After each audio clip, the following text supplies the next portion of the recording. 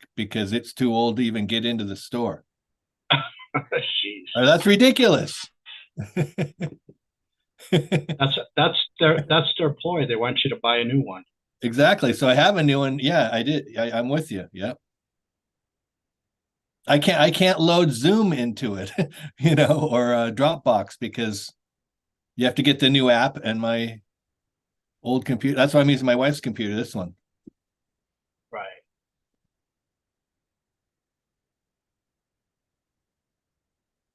Should be starting up.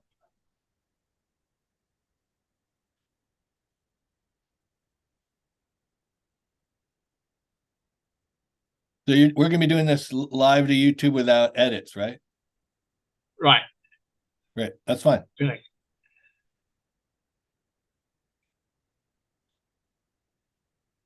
That's right. Supposedly it's loading.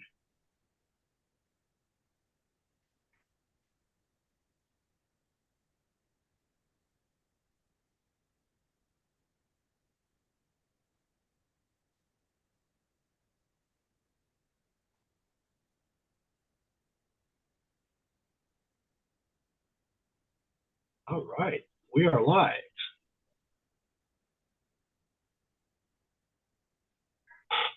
We're live. And I'm here with, well, I forgot to ask you off camera, Gayle Ellett. Yeah, that's perfect. Okay, perfect. Uh, and he has, I guess you would say, a band or a project called Gayle Ellett and the Electromags. Yeah, it's one of my new side groups. Yeah, I know you have a lot of them. I'm currently playing in 7 bands right now. I'm playing with 2 different bands next Saturday, one after the other at a little Topanga swap meet thing. So it's fun to play different styles and play with different people. It's fun to run your own bands, and it's fun to be a side person in other people's bands and just do what they tell you to do. Both are pretty fun. Right. Yeah. Yeah, because I know you from I guess your primary band. Now everybody has a different way of pronouncing it.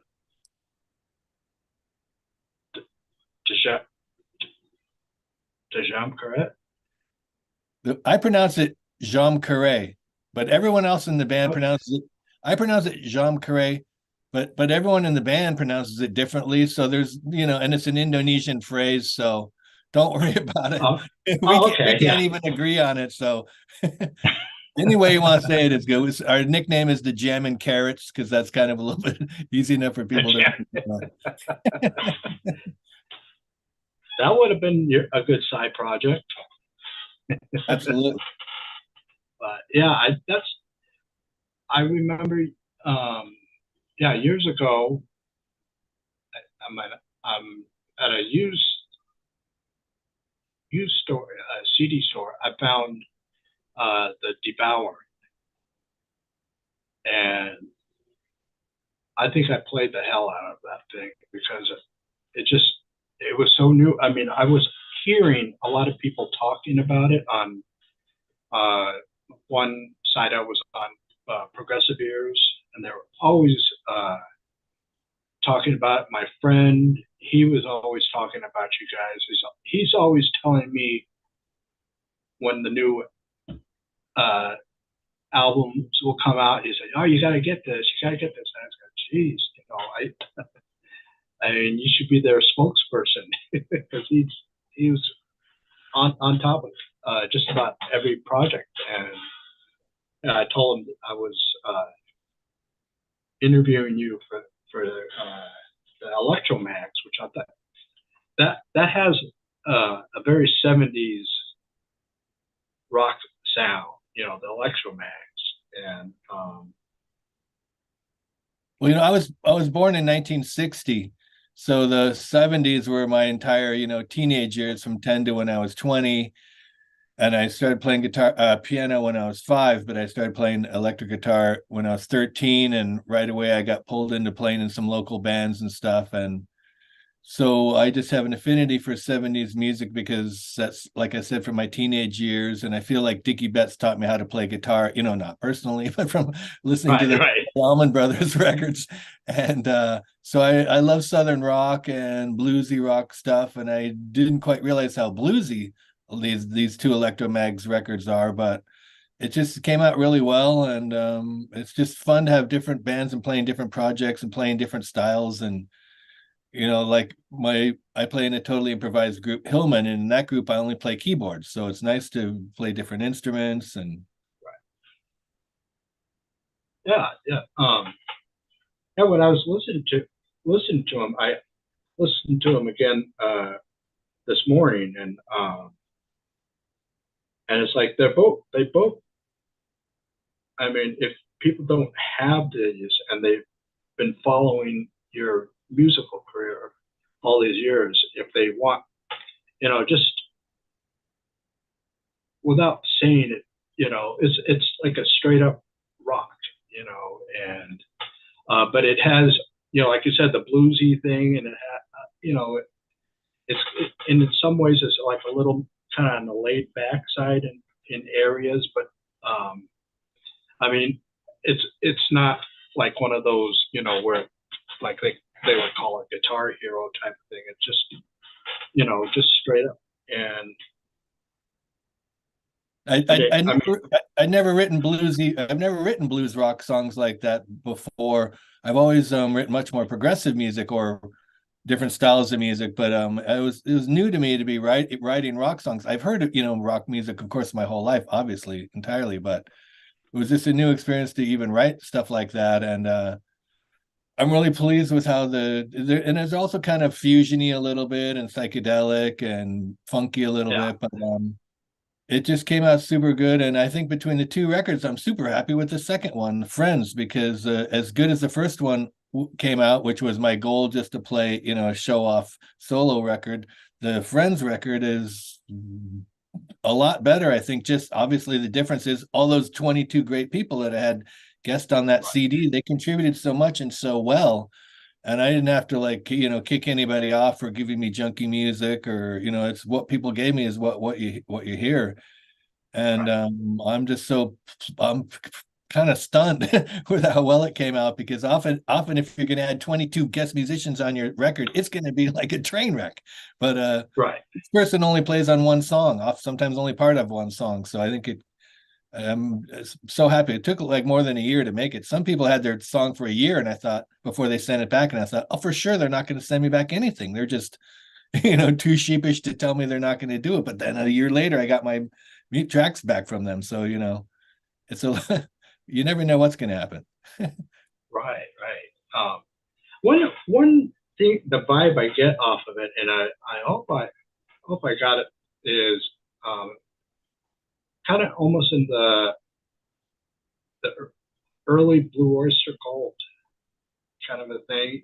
Before, probably even before they became Blue Oyster Cult, because it was more psychedelic. But that's kind of the vibe I get off of it. It's like so, and it's instrumental, so it's like you don't have those pesky vocals in the way. Sometimes there's great songs out there that be even greater if they just get rid of the vocals. Absolutely. No, where I live in Southern California, it's very laid back here. It's a very calm place to live. I live in a rural community. Right from my back door, it's a mile of open space with no homes up there. So we have mountain lions in my neighbor's yard a lot, and it's just very quiet and it's an old kind of hippie town. And so, I think that living in an old kind of hippie town in Southern California is that vibe is pretty much all over that electromagsy stuff. Right, right, yeah. And that they were released, kind of pretty close together, even though you said you had people uh, sending in their stuff from a year. So I guess when they were sending in stuff when this was being built, so you kind of it's almost like they were like the way you release them. It was like basically like '70s rock bands. They were releasing one a year. It I, seems I, like that. I'm working on the third one right now. So it's I love working, man. I love making records and writing music, and I love everything about the music world, mixing and recording, and even sending out promotions and trying to get good reviews and stuff, and making videos, and everything is fun and interesting. And so I like to, I'm lucky that I can constantly work in music, and so that's why I play in 7 bands and constantly do it because I can, and it's rewarding. And if there are 8 days in the week, I'd just be making music 8 days of the week.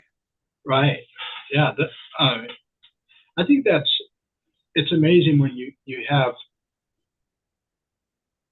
musicians that do it as a hobby, and then musicians that it's their basically it's their life, you know, and uh, and to put out all those different styles in different bands, it's right there. I think it's a testament to a very good musician because they know they can, I guess, compartmentalize the different things without it bleeding through to the other one, too much. I mean, you're always going to have a little bit of what you've done in the past kind of subconsciously maybe bleed into it with but if you got your mind set on the style you want, that's pretty much what you're going to get. I always have a clear intent of how I want to make each record be, especially, if I'm making a record. I play in a lot of other people's records, and then I'm just trying to serve their vision of how they want the song to be. But it's nice playing in different groups and playing different instruments because I can make each record that I work on be different from the other ones when I want to. And so it's just a privilege. Some people only play blues guitar in a blues rock band, and that's all they do. And if they're going to do a new record, it's going to be a blues guitar rock record because that's the only thing they do. They don't have any choices. But I have so many choices and decisions I can make that I can choose what I want the intent and direction of different albums to be, and change that up from album to album. So it's great. I feel pretty damn lucky about it. Yeah, that's cool. I mean, I think one time you kind of gave me a list of everything that you ever worked on, because you also did some soundtrack stuff. Yeah, I've played on over 130 albums, and I've done music for 60 different television series worldwide. The music I do for TV and film is usually straight world music, like traditional Japanese music or Chinese music or South American or Asian or Italian music or whatever. And a lot of times that's used in. I never put that music up on the internet because it's a little bit boring and pretty straight to me. Is I don't need when you do music for film and TV, you need to make the music pretty calm and not too busy or interesting because you don't want it to fight the visuals. It needs to be quietly in the background serving the visuals, so that's what's important. People are often talking. So a lot of the commercial music I've done is used in films and stuff or TV shows. It's called source music, where it's coming from a source within the scene. So when they're in an Italian restaurant talking and eating Italian food, my traditional Italian music will be playing, from the speakers of the restaurant. You know what I mean? So it's a specialty niche of music making that isn't really in demand, but I have very little competition, so it really helps me. Oh, that's good. That's good. And I've always grown up listening to tons and tons of CDs of traditional world music, from checking them out from the library or just buying them. Every country has their own national CDs, their own national orchestra that puts out CDs of what their traditional music is. And it's just super fun to listen to. I've always enjoyed listening to, music from Asia, everywhere. Balinese music. It's totally fun. Yeah, that's really cool that you could be able to do that.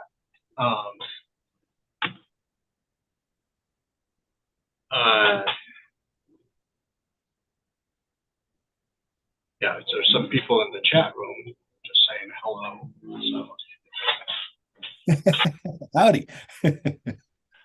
I bet they're saying, I bet they're saying, Gayle, show us those really cool guitars you have over your shoulder. So for just a second, There can you you go. see my some of my guitars over here? Oh, and my Hammond organ over there.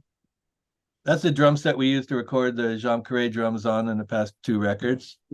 And over here, Gayle, show us your Rhodes and your Mini Moog. Oh, look, it's right over here. So that's fun. Just had to show off my gear because I'm an instrument and a gear kook. Thanks for that self-indulgence. Someone goes guitar porn. Absolutely. Yeah. Yeah.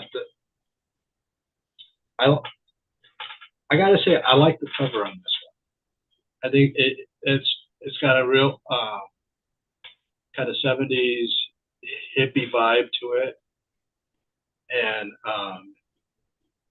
that's what when I first heard that you did this, I was expecting something a little more in the 60s range of music, but then when I heard this, I was like, oh wow, that's pretty cool. You know, just kind of changed it up with. I mean, geez. That artist, Uh, that artist is Matt Mahurin. He lives about five houses down the street from me, and that's the road on that album cover. Is the road up to Topanga from the beach? That's through the S curves, you know. So it's really kind of a literal place of the road from Malibu Beach up to where I live in Topanga. And he knew it was a kind of a. That's a lot of the song titles are kind of motorcycly based, and see, that's the S curves leading up to where he's driving to my house. He Matt Mahurin has done the cover of Time magazine 40 times. He's done oh album wow. covers. He's done album covers for Peter Gabriel, U2, Tom Waits, like a ton of people. He's a hugely famous artist and photographer. Oh, that's cool. That's cool that he got him to do that. You know, He's my um, neighbor. He's my neighbor, and he's a really nice guy, and he's just an incredible artist. yeah, I noticed with especially in California, it's very musicians kind of basically know each other, and the artists kind of know each other. Even though it's really not that big of a place. It's more population what big, but in the area that it's like it's not that. I mean, you could go from one end of Southern California to the other in little over 2 hours. Yeah, well, in And the town I live in Topanga, it's up in the mountains, and there's only 10,000 people here, so it's a small town basically. So it's pretty easy to get to know everybody because once you leave Topanga, it's just miles, a few miles of mountain roads and no, you know, nobody and public parks and state parkland and the beaches. So we're kind of isolated up here a little bit, you know, and so it's an awesome community to live in. It's great because we're only 20 minutes from Santa Monica or from the Valley, but it's quite very removed from LA, you know, geographically and culturally. It's awesome. yeah, great place to make music. Yeah, for sure. And then you got the Friends album. And Just go. where the first album I wanted to feature, I wanted to make a Gayle plays guitar record where I could try to play the best guitar playing I could on a guitar centric record, the first record, Shiny Side Up, before I got too old to do it. And I never really made like a Gayle centric record. I always play in ensembles usually, where I'm just one of four members, and you know, the drummer and bass player and everybody has an equal role and in their presence and what they're doing. But in the Electromags, it was much more focused on me playing lead guitar on that first record. But then on the second one, Friends, I just figured, wow, I want to change things up. And there's so many people that I know that I would just like to get on an album with me. And why don't I just get all my friends that I'd like to get on an album on there all Right. together? Make that just be like the whole focus of the project. And the working title was Friends, and I couldn't come up with any better permanent title than that. So that's why we end up with the title that we have now. Yeah.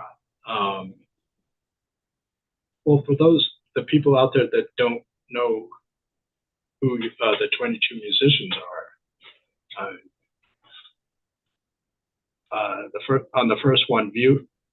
I like that. Viewer discretion advised. that there you go. Got Ted Price. He's just a friend I went to high school with, and he doesn't have a website, and you can't really hear his music anywhere. He's just a high school friend. So I mean, he's a killer keyboard player. I mean, he rips on the organ. And then you got Brian Chapman. Yeah, Brian is a professional guitar player. He writes commercial music for a living. He's performed on television numerous times, and so he's like a serious pro guitar player. He also sits in with my improvised band I was telling you about, Hillman. So he's a great guitar. He's an amazing guitar player. Now, and Alfonso, and I don't want to butcher his last It's his last name is Rodanis. name, Alf- Rodanis. Alfonso Rodanis is a five-time Grammy Award-winning friend of mine. He got his Grammys in producing music. He's a music producer and a musician. And he also plays in my jazz band, Hillman, which has a floating list of bass players and guitar players. And he's amazingly great. And he's very calm and mellow and easygoing. And it's so reflected in that song and how he played it. It's that means that song sounds so much like who he is as a person. It's pretty amazing. And then the next one we got two people featured, Marco and Jose or Joe. Wait, you got yeah, It's also Mark Saccotti and Joey Corso. Mark Saccotti is a great guitar player and keyboard player from this band from France, from Monaco, called Ed Hells. Have you ever heard the band Ed Hells? They're a yes, progressive, yes. they're a progressive band. That's his band, and so I've known him since the '80s, back when we were doing networking and trading mailing lists. When I would send, a lot of these people I met through networking before the internet was hardly even functioning. I would subscribe to European music magazines like Background and IO magazine, the Highlands magazine, and read about groups over there. And so then I'd see their addresses at their PO box, and I'd mail them just a short list of magazine reviewers and websites and distributors and DJs here in America, and say, hey, can you send me a list from your country that likes your music? And so always people would send me the stuff back, and it help Jean Carré, get a bigger, not a mailing list of fans, but a mailing list of who we should send promos to get reviews and radio play. And so that's how I met Mark, is from way back then. I've never met him in person. I've just known him through networking and sharing information, just being helpful to each other. He's a super nice guy. And then Joe. And Joey Corso is a friend of mine who lives here in Topanga. And so one of the 7 bands I play in is his band, and he's a singer-songwriter. So he plays acoustic guitar and sings like singer-songwriters are wont to do. And I play sitting behind him on my Greek bouzouki, I'm playing it kind of like a large mandolin. I'm playing accompaniment behind him while he's singing and playing his guitar. And so that's one of the groups that I play with, is just where I'm always playing Greek bouzouki, accompanying a singer-songwriter, which is totally different than most of the music that I do. So that's fun and challenging. And he rips on lead guitar. I mean, he's a smoking lead guitar player. And then the next one on Trans-Pacific Highway, you have Shin. We got Shin. I got to put on my glass so I can do this. We got Shin Ichikawa and Issei Takami. Yeah, those are the guys from the band Baraka. Have you heard Baraka? No, I have not. Baraka is a great freaking band from Japan. Definitely check them out. They're a 3-piece, guitar, bass, and drums, but the guitar player is also using a MIDI pick up the controls, keyboards. And they're very fusiony, and they wail. They're super great.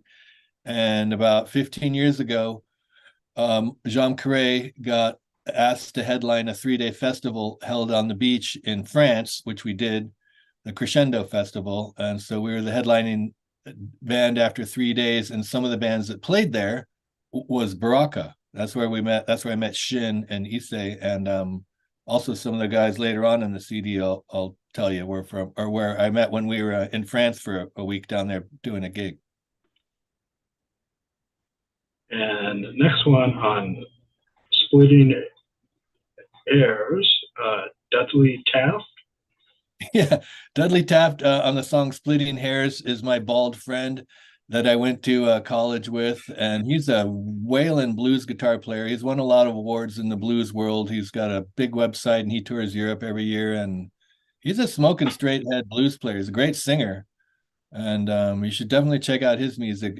I'm sure it's at the website's there, dudleytaft.com.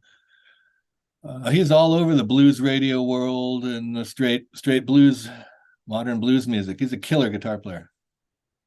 Super nice guy. And on Maximum Connection. Yeah. Okay. I'm gonna check. It's got that's what Terry Payson from Minimum Vital. You know that group. Yeah, you know? yeah, I remember that. They played at one of the prog fests. Right. He's their great keyboard player. His brother plays guitar in Minimum Vital. And my friend Bill Polis is just a friend that I went to college with. And he's from Seattle, and he just plays with friends up there mostly. And then my friend Aguilas Magana, or however the hell you pronounce his last name, we call him Lido. He's a great guitar player that lives here in Topanga, and he also plays in my band Hillman. He played on our second album. He plays in a funk band. Him and his brother play in a bunch of soul and funk bands. And so that album. That song had three different guys on it, and it came out pretty groovy. Yeah. Okay. Then we got three pieces. No, 3 parsecs from Tucson. Yep. And that's got Carl Weingarten and Walter Whitney and David Udo. And Carl Weingarten, I've known since the 80s. He's also somebody I was networking with back in the day, trading mailing lists and stuff. He was living in St. Louis back then. Those guys, now he's up in the San Francisco area.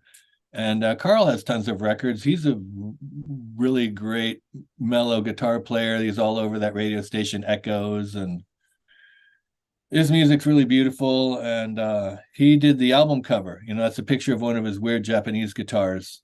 Is the album cover of Friends? Yeah, that's Carl's guitar. It's made by, I think it's called an Alpha. Like, I never heard of him. It looks cool. Yeah, yeah.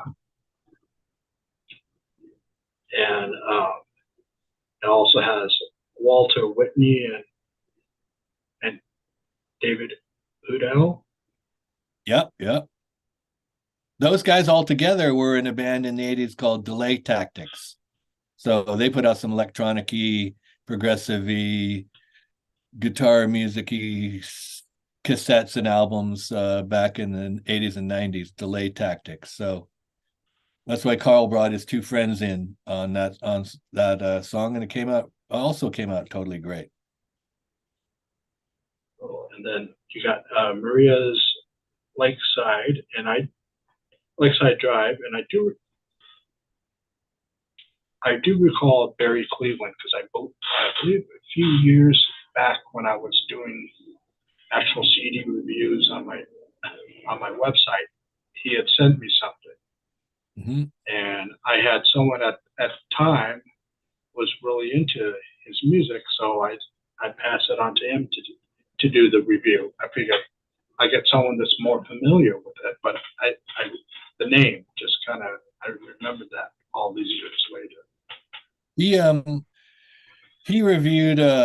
He interviewed Mike Henderson and myself from Jean Carré for a 5-page feature article in Guitar Player magazine about 10 years ago.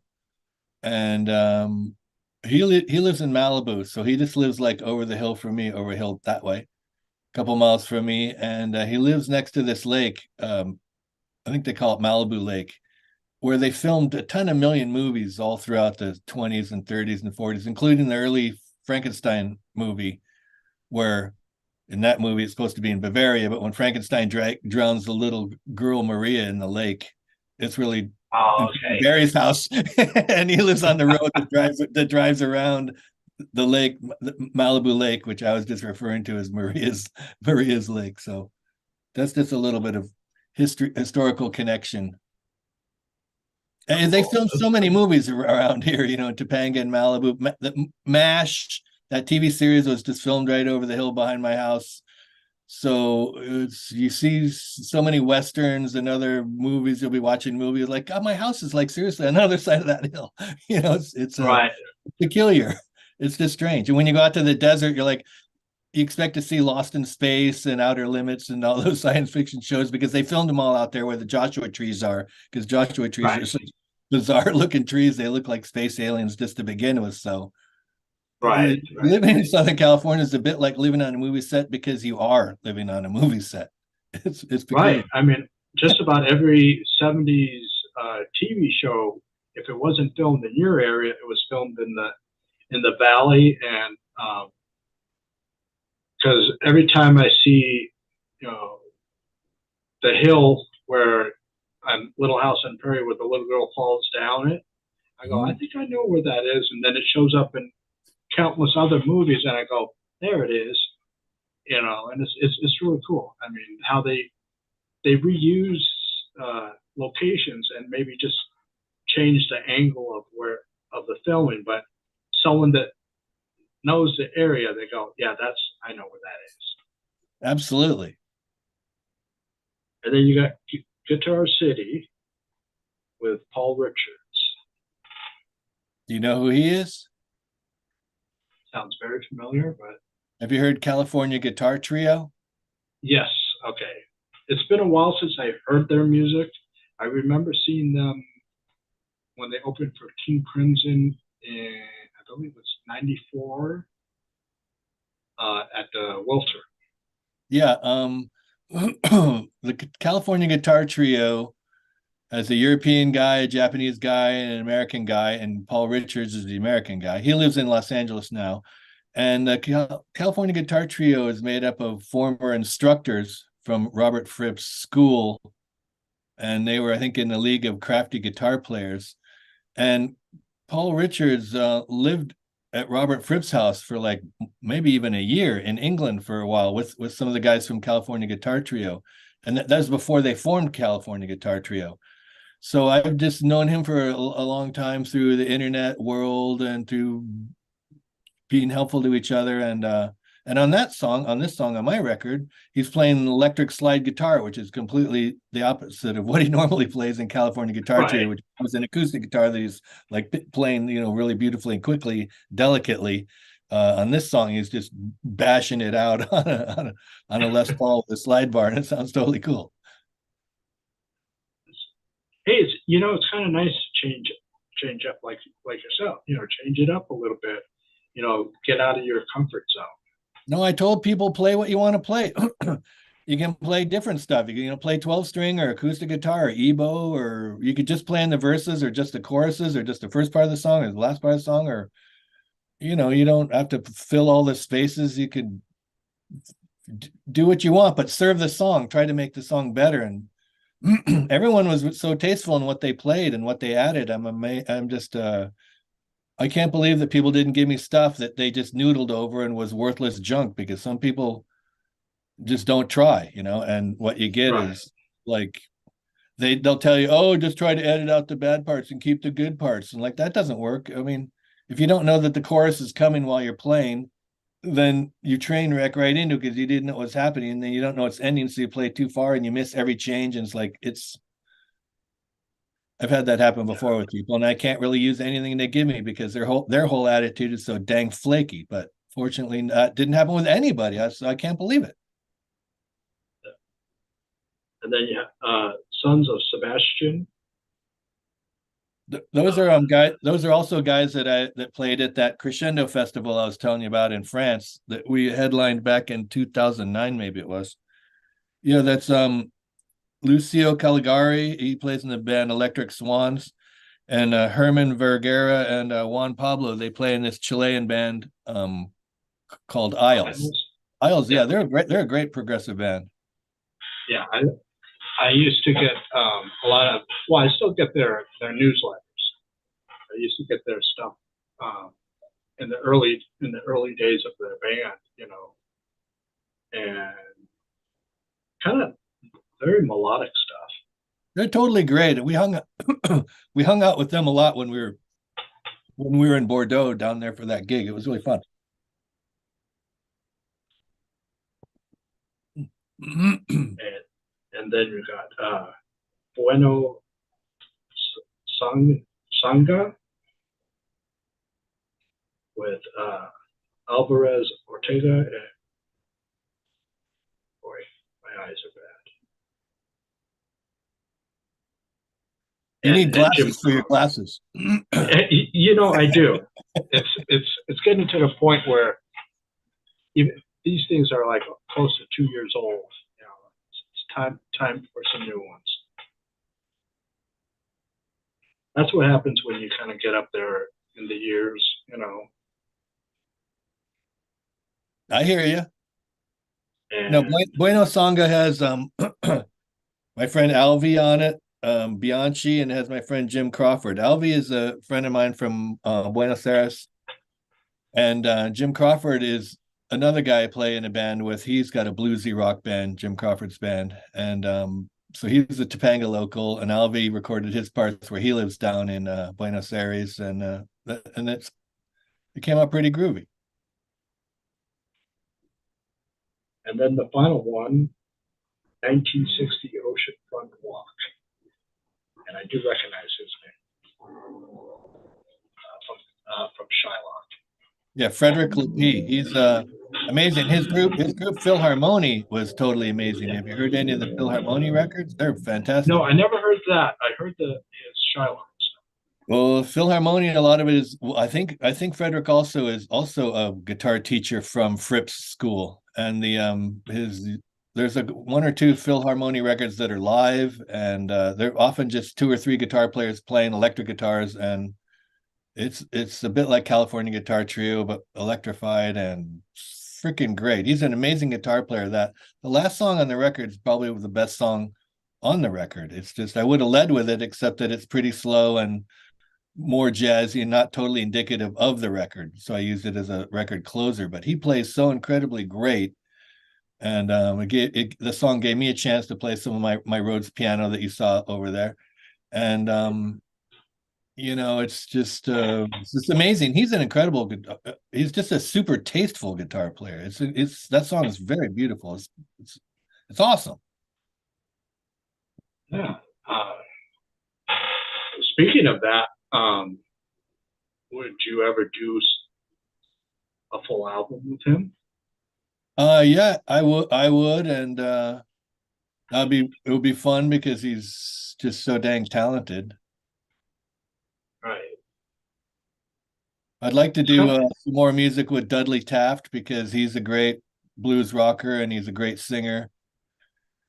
And but I think that I'm working on the third Electromags record right now, so it seems like it's going to be much more progressive and much more keyboardy and not so bluesy, and be more dramatic and cinematic and not like the other two at all, because I want to play my Hammond more, which is over there, because I'm so lucky I have a Hammond.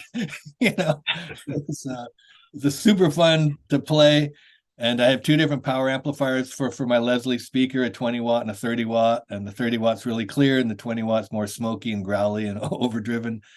And it only takes me about 20 minutes to swap the one amp out for the other amplifier from inside the Leslie speaker cabinet.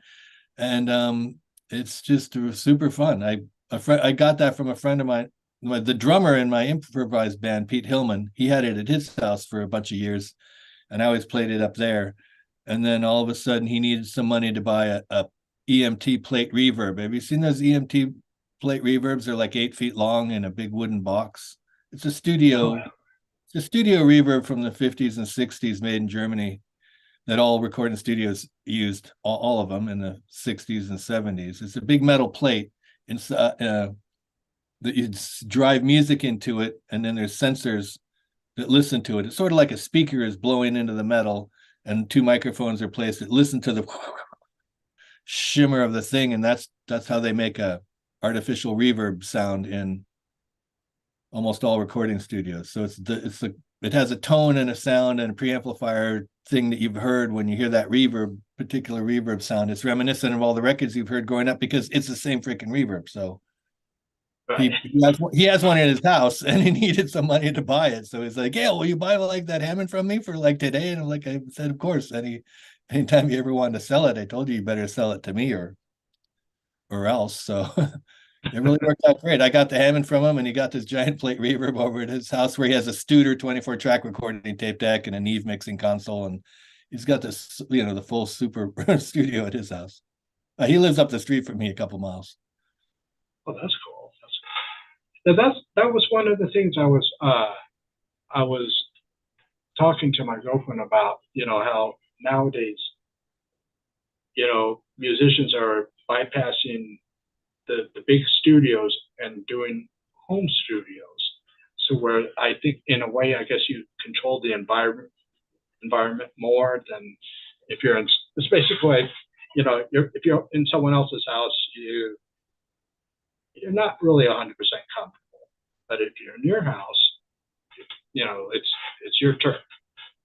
And you're not paying by the hour. There's no running clock. And gear has gotten so inexpensive. If you buy a Mac computer now, it comes with GarageBand, and GarageBand is a multi-track recording studio that records at the same or above CD quality. So it's not like it makes weird noises or is problematic.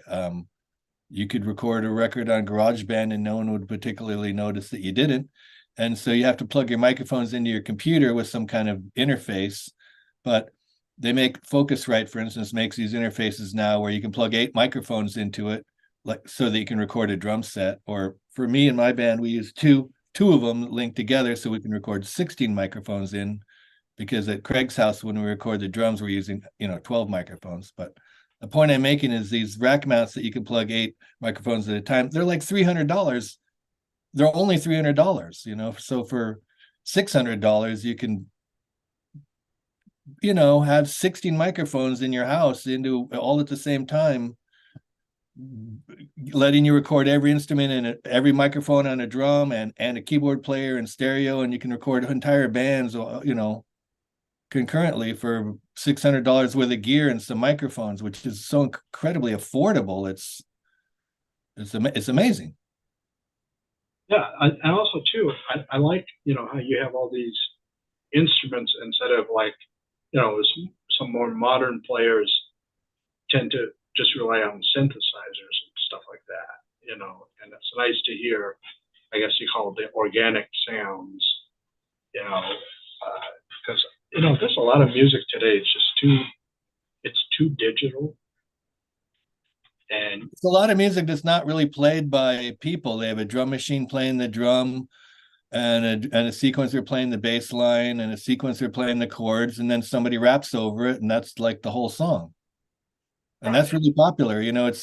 I think of it as folk music because when punk came about, I think punk is like a folk music. Folk music is a music that you can learn to play like in a day. Like you can play some folk songs on a guitar. I could show you 3 chords on a guitar in one day. They wouldn't be easy to play, but you could knock out like an easy Beatles song easily. Or I could show you how to program a drum machine and a beat maker, and we could make a rap song in a day without you even knowing how to do it. But you can't teach someone to play jazz guitar like without spending a few years doing it, because that's musicians' music. But I think this modern music now, it's nice because everyone can do it. Popular music, because it's just drum machine and a bass loop and a goofy keyboard that you don't have to have any dexterity, or you just leaf through the drum patterns till you find one you like. It's nice because everyone can do it and they call it democratic, but it's lame because it's hard. I can't tell a good rap song from a bad rap song. They all freaking sound the same to me. I don't get it. But that's me because I'm old and I'm not supposed to like it. Each generation's new music is, I think, in many ways supposed to piss off the old people. And you know what I mean? Every new style is kind of like a fuck those old people. Let's do our new music thing. We're young and they're like, we're different. So I think it's good that I don't like contemporary music because I don't think I'm supposed to. So I don't feel bad about it. Oh no, yeah, That's just me. it's like I have a few friends, younger friends that they're telling me all about their new stuff, and I kind of go check them out on YouTube, and I'm like going, eh, you know, it's another friend of mine basically said a lot of today's like I say, contemporary music is almost disposable because it may be popular today and tomorrow it's not. Whereas a lot of the music that came up in the 60s, 70s, even 80s, and some of the early 90s, I mean, still played on the radio 30, 40 years, 50 years later, and some people are, rediscovering it or discovering it. And it's just timeless. I mean,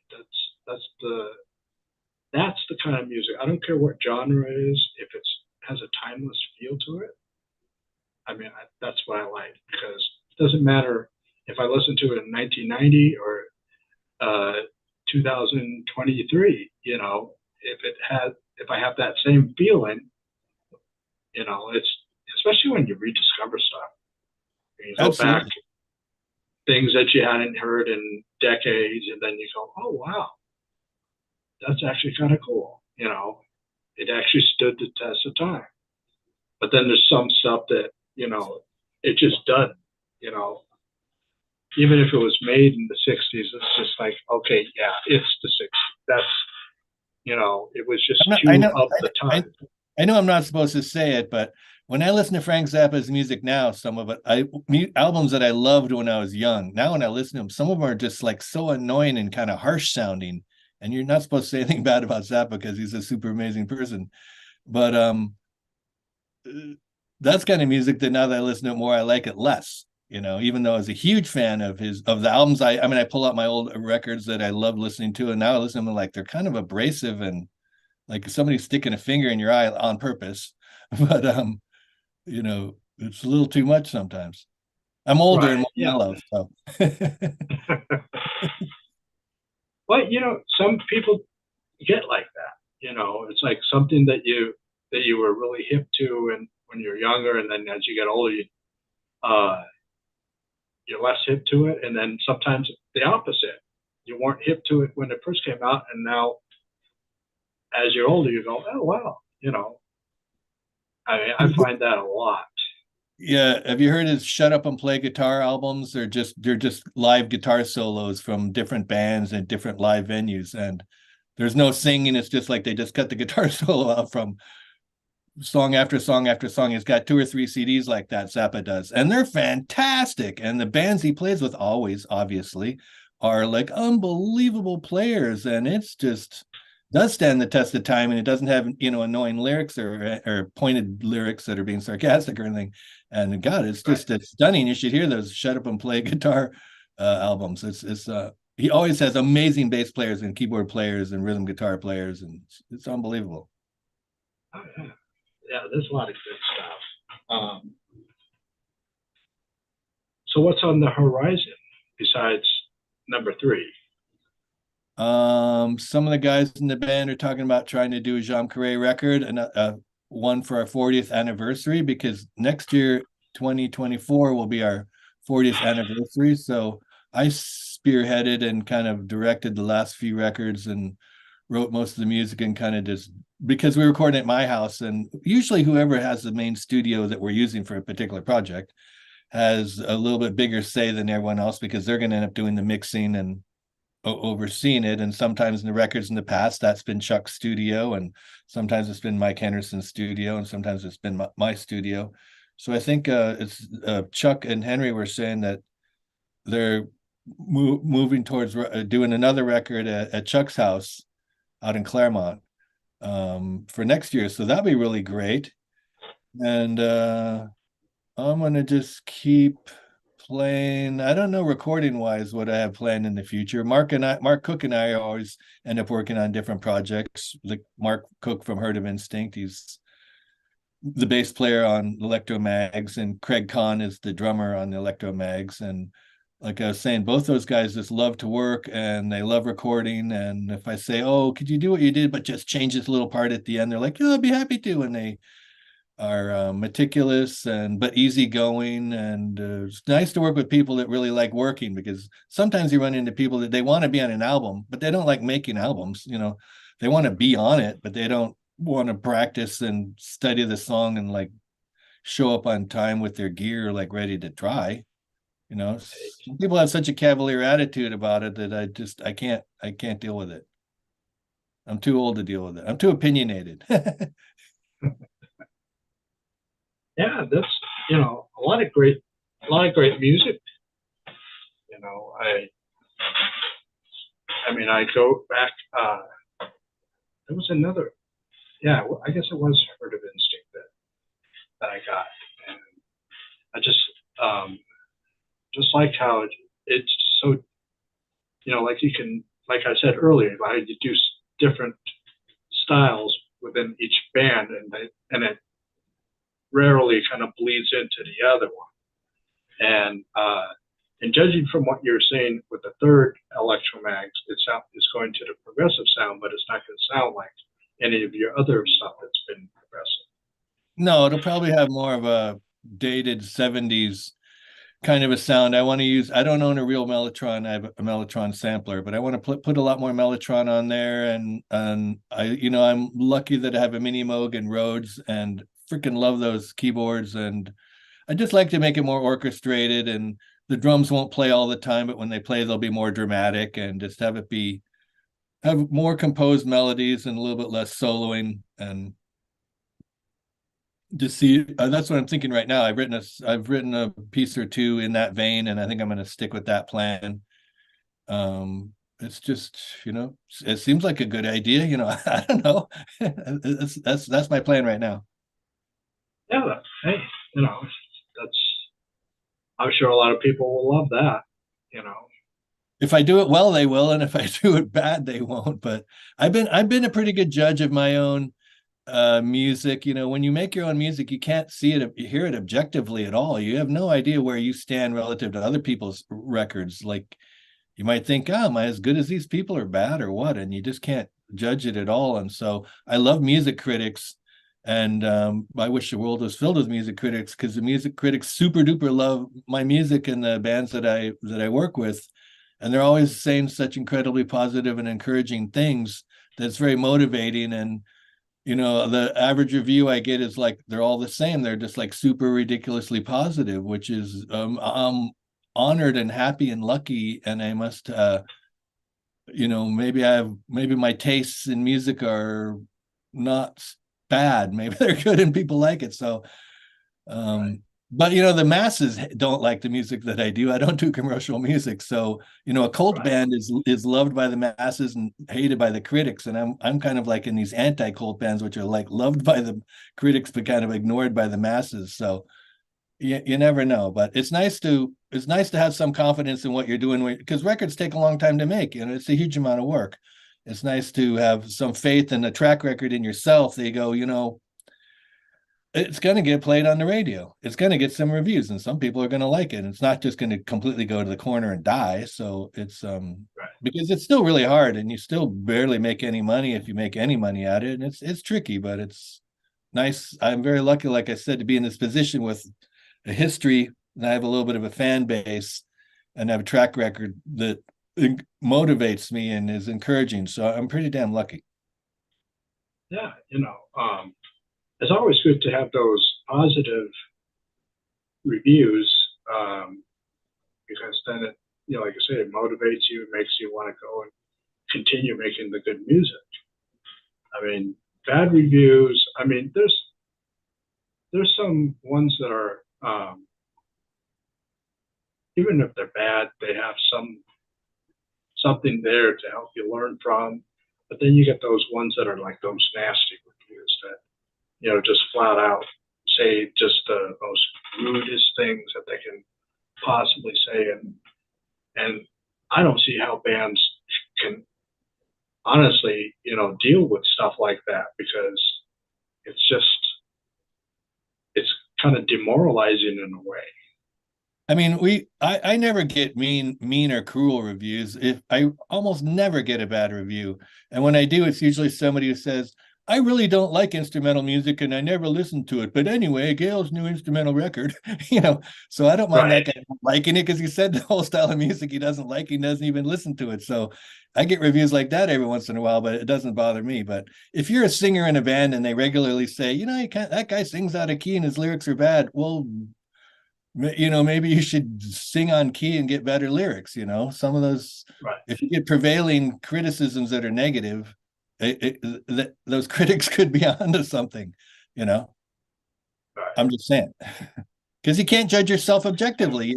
Your girlfriend and your mom say you're great, you sing perfectly, but that doesn't mean that you do sing great. Right. Yeah, Sometimes, that's in a lot of undiscovered bands, the worst person is the person they put in front and they turn up the loudest, the singer. The instruments are all in tune, and then the singer's not singing so great and has lyrics that are kind of trite, and they're like the weakest link, and they're putting them in front because that's what you do when you have a singer. They're the front man, everyone is the backup band. Um, so it's tough. It's tough for some. It's hard. You don't hear me singing. Singing super duper hard. I know better. I don't do it.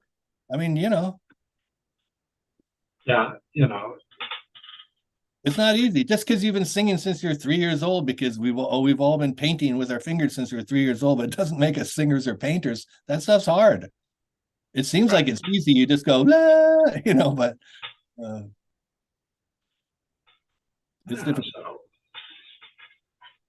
so if people out there that are going to be watching this, whether they're watching it live or later on, if you haven't picked these up, I mean, if you like good guitar instrumental music with 70s vibe, just like it says back here, instrumental guitar with a 70s vibe, you know. You can find Uh, those. You can find those CDs on Bandcamp, and there's also links to them on jeancarre.com. On the Jean Carre site, we have a page for solo and side projects, and there's YouTube videos. Two for each of those two albums are on YouTube under Gayle, Ellett, and the Electromags, and there's also, of course, YouTube videos for Jean Carre's all of our recent albums that I've made.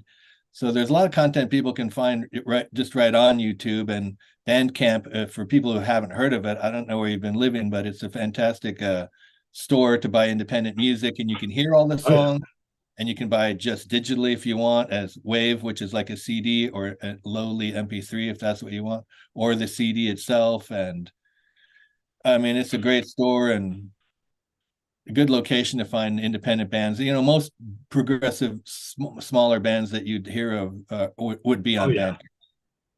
oh yeah, and then they have that Bandcamp Fridays, the first Friday of the month, where you get all the proceeds. Which, if you can wait a little bit, you want these CDs. If you wait a little bit, do it on the first Friday, and I believe that's going to be the third.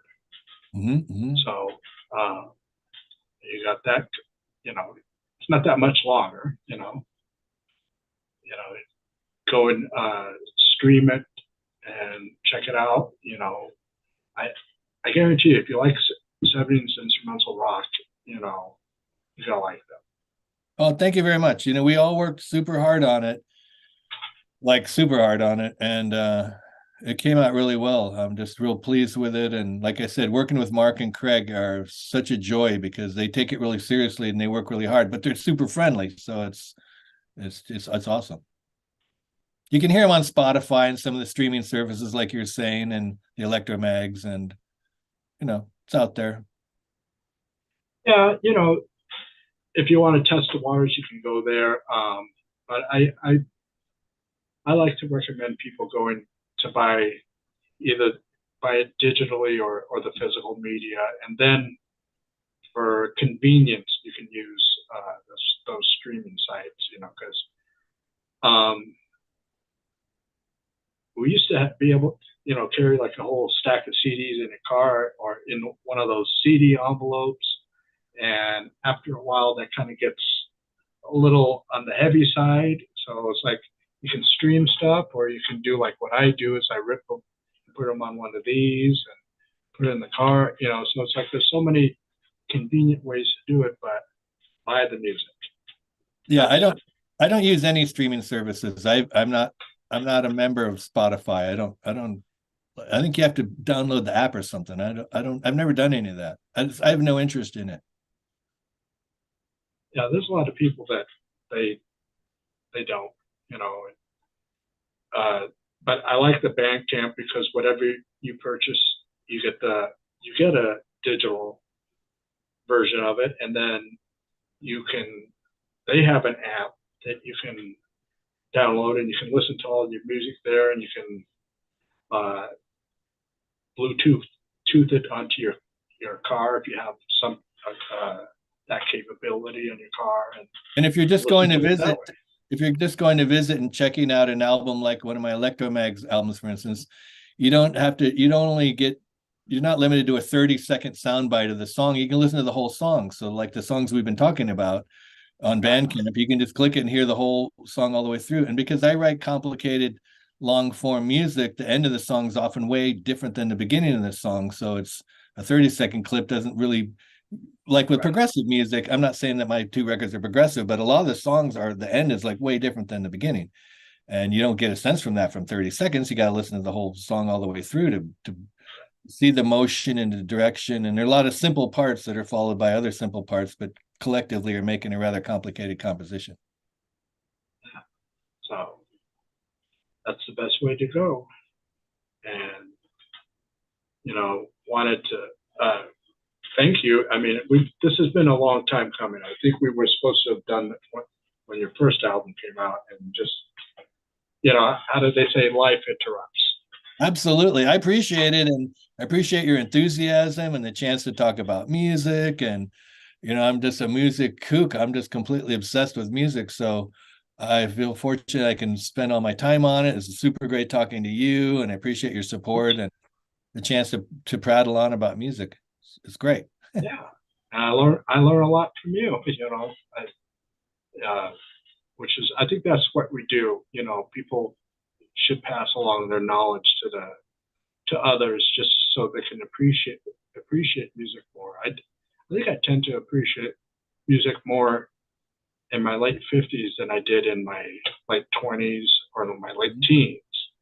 It's just because of more knowledge, you get to accumulate it. So Makes sense. yeah. So I want to thank you for taking the time out of your Saturday to talk with me. And I'm happy to. I really appreciate that opportunity to talk about music and talk about my music, and it's great exposure for me, and I'm very thankful. I'm grateful. yeah, and everybody get their stuff, and when it comes time for number three, it's going to be. Is it still going to be distributed by Nick Katona? Probably, yeah, probably. Okay. Yeah, so he promotes the hell out of this stuff. It's And very helpful. I don't want to sell CDs out of my house. I don't want to, stuff envelopes and deal with that. It's enough work making a record. I need to turn it over to somebody to, like, fill orders and get it out there. I do a lot of promotion and sending out promo CDs, but it's great having Nick just handle the sales and wholesale and retail and all that stuff. yeah, so just stay tuned, as they say. You got it. I Uh, appreciate it. all right, thank you, and I'll talk with you soon, man. You got it, man. And we'll have me back on when I do that next record. Of course.